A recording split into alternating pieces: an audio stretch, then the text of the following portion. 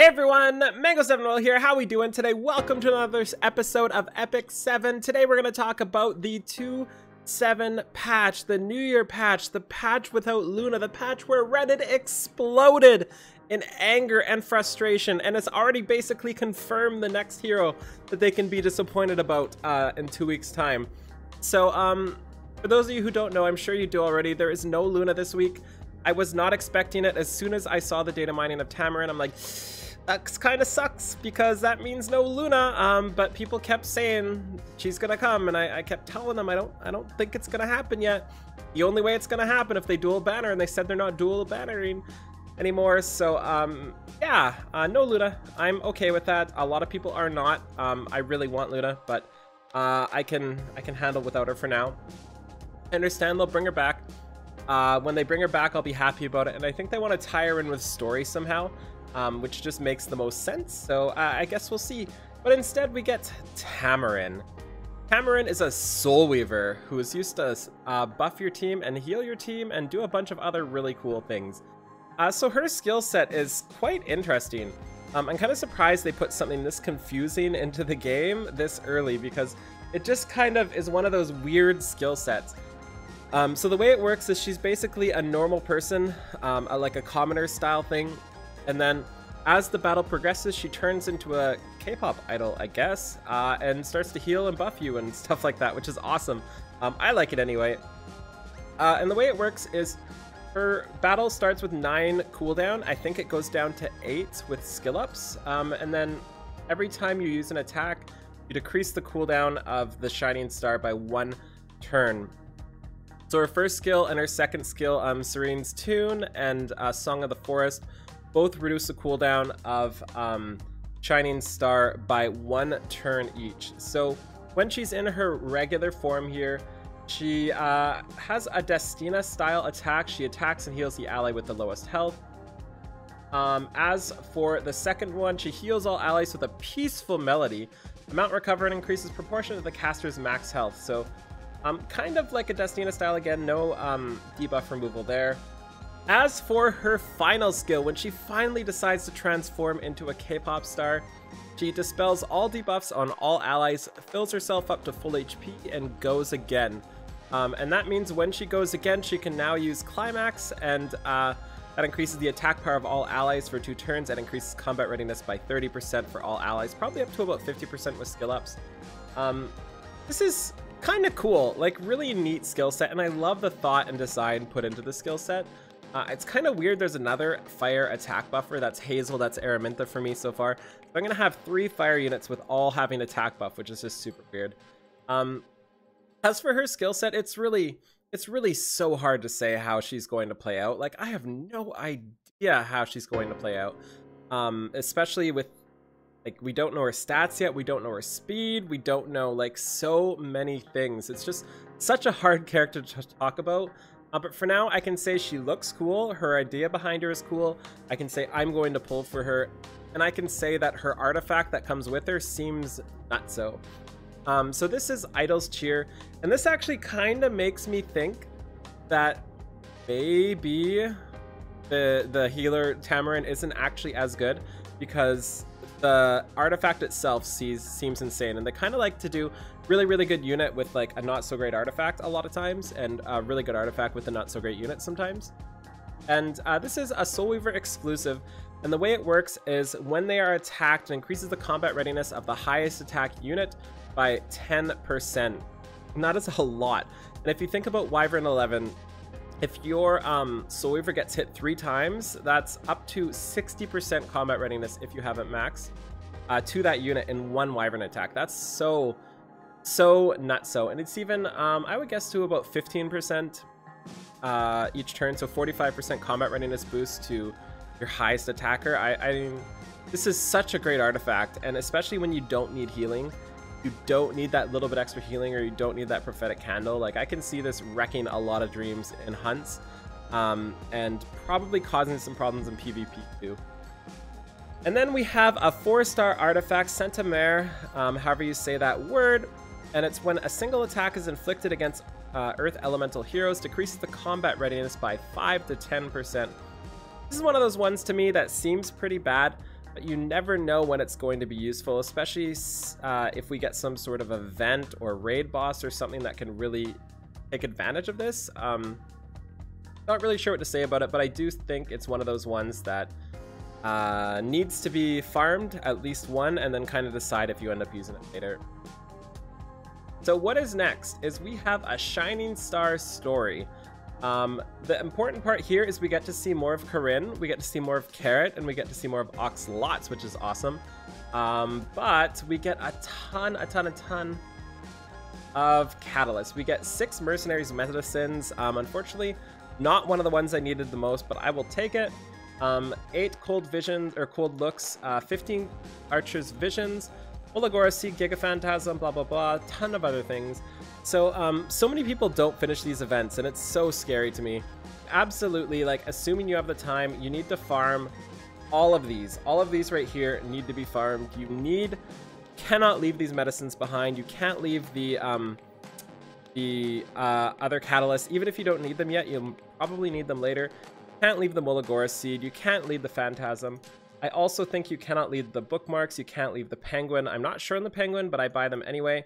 And you can probably maybe skip the artifact charms and skip the flame rooms, but absolutely nothing else. Please just farm your catalyst.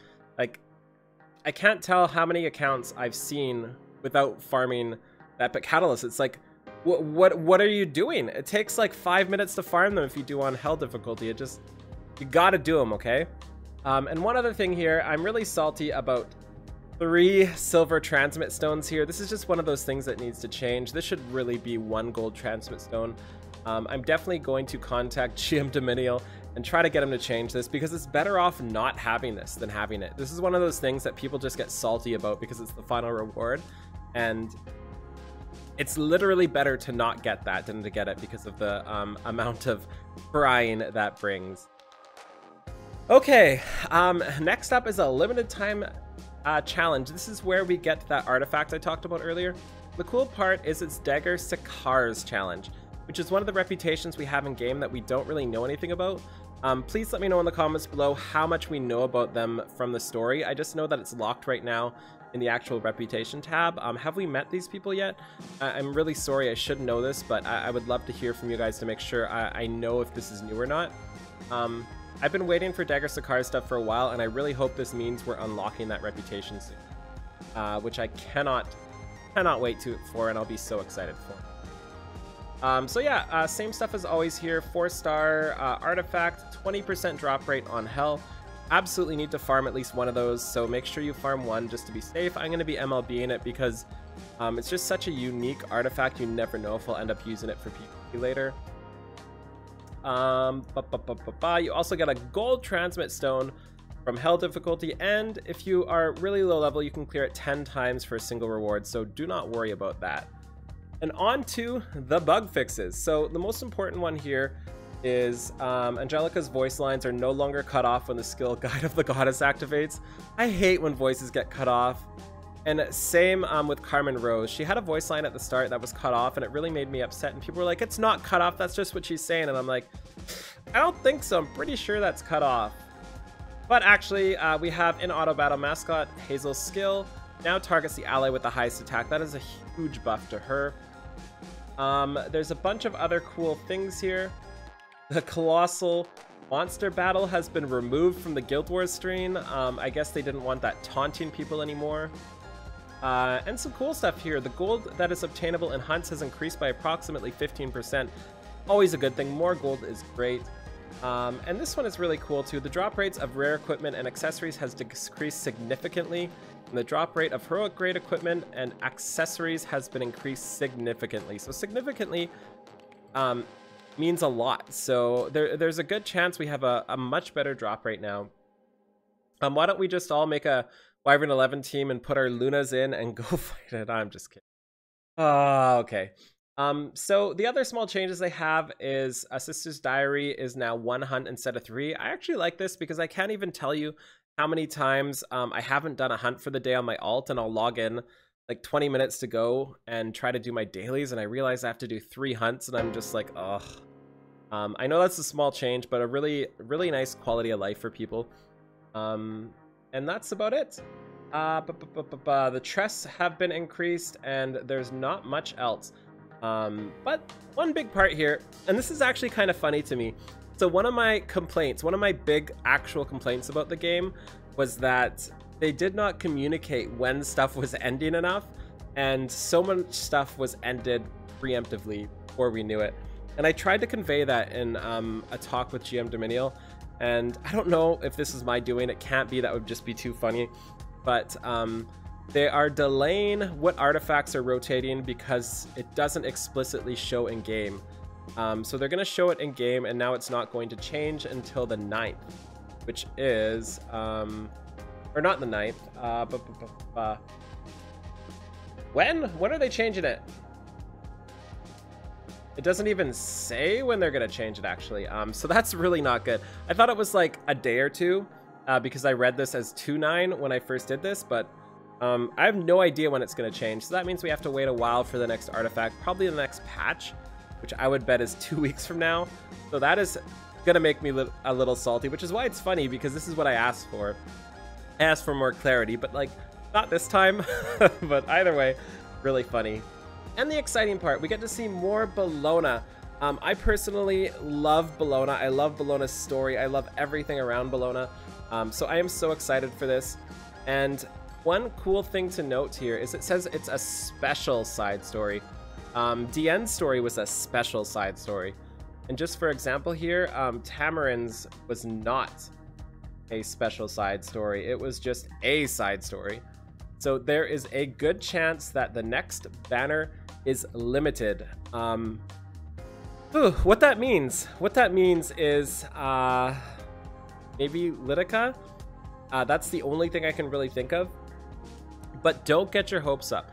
I want to make it very, very clear to not get your hopes up in this game. Like, let whatever comes comes. We are getting so much more content than I ever expected from a gacha game, and people are still complaining because it's not the exact one thing they want. And even though it is awesome, they're still complaining because it's not what they expected. So all I can say is do not get your hopes up if it's not Litica. I'm expecting it, but don't get your hopes up. One thing I want to mention too is when I originally started watching these patch notes and guessing what was going to come and taking a look at their hints and going forward with that and making guesses on that, I've realized one of two things. One, they really like to taunt us. And what I mean by that is they like to throw Luna in our face, they like to throw Litica in our face, they like to throw random things in our face and not have it mean that's what's coming next, because every single time they've surprised us or hidden something in patch notes, it has definitely not came like relatively quickly after that. So usually when something like that happens from a developer, you expect that to be one of the next things. But no, not like that here. So I definitely think they're either like completely taunting us, which is definitely a possibility at this point, or they just keep screwing up and accidentally putting them in. So I'm not sure which one it is, but it's honestly one of those two. So far, 0% I think of all their spoilers has actually came true. So here is hoping. Anyways, I hope this was a good enough review for you guys. As for a should you pull, I really can't tell you yet. We need to see the character in action. She's too convoluted, if that's the right word, to really give her a great analysis yet. I do think her artifact is 10 out of 10 or even better than 10 out of 10, and I will be pulling for that. So I hope I get Tamarine along the way, and I hope I get Tamarine first. But yeah, that's about all. I'll put out more videos in the near future about this patch and about some other things. So thank you so much for watching. Feel free to like, comment, subscribe as always, and I'll talk to y'all later. Bye, everybody.